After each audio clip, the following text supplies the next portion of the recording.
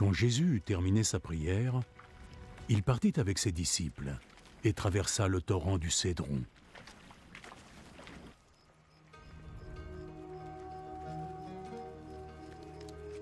Il y avait là un jardin dans lequel Jésus entra avec ses disciples.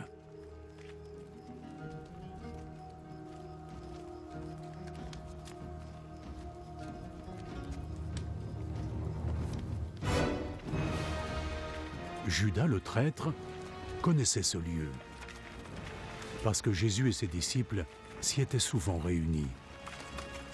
Judas se rendit donc jusqu'au jardin, emmenant avec lui une troupe de soldats romains, ainsi que quelques gardes du temple envoyés par les chefs des prêtres et des pharisiens. Ils étaient armés et portaient lanternes et flambeaux.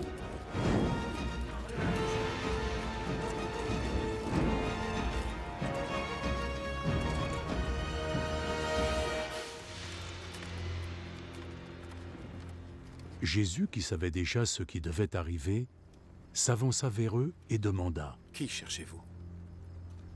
Jésus de Nazareth. Judas le traître qui le livrait se tenait là, avec eux, lorsque Jésus leur dit : « C'est moi. » Ils reculèrent et tombèrent par terre.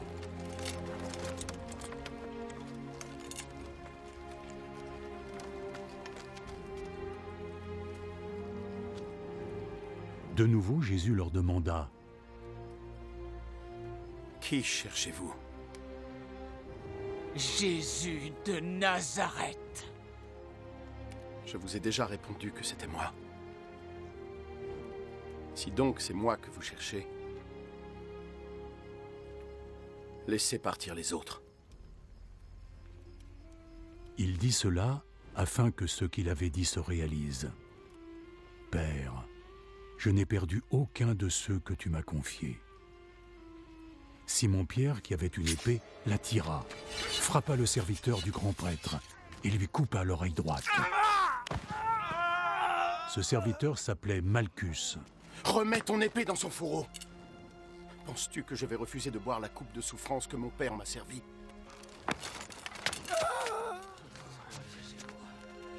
Alors les soldats romains, leurs commandants et les gardes des autorités juives se saisirent de Jésus, le ligotèrent.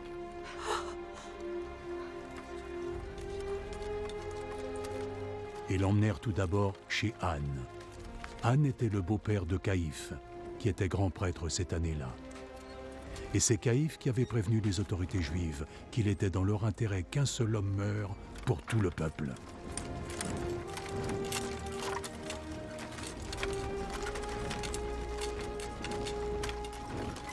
Simon-Pierre et un autre disciple suivaient Jésus. Cet autre disciple était bien connu du grand prêtre. Il put donc entrer avec Jésus dans la cour de la maison du grand prêtre, tandis que Pierre restait dehors, près de la porte.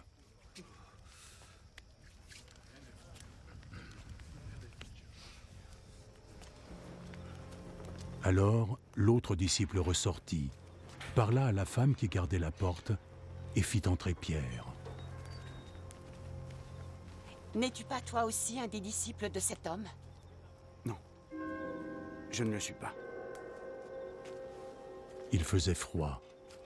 Donc les serviteurs et les gardes avaient allumé un feu, autour duquel ils se réchauffaient. Pierre s'en était approché et se tenait avec eux, lui aussi se réchauffait.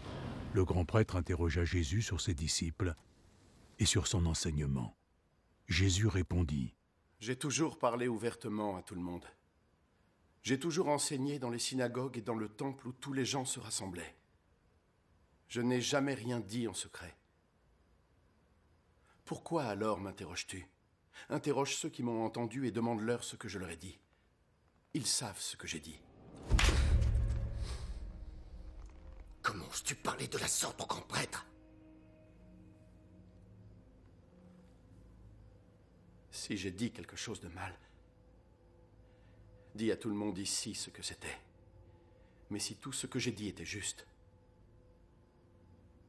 pourquoi me frappes-tu?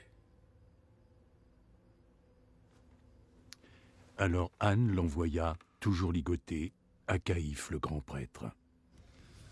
Pendant ce temps, Pierre était toujours là, occupé à se réchauffer. Les autres lui demandèrent « N'es-tu pas toi aussi un des disciples de cet homme ?» Non, je ne le suis pas. Mais Pierre le nia vivement. Un des serviteurs du grand prêtre, de la même famille que celui à qui Pierre avait coupé l'oreille, lui dit « Je ne t'ai pas déjà vu avec lui dans le jardin ?» Non. Et aussitôt, un coq se mit à chanter.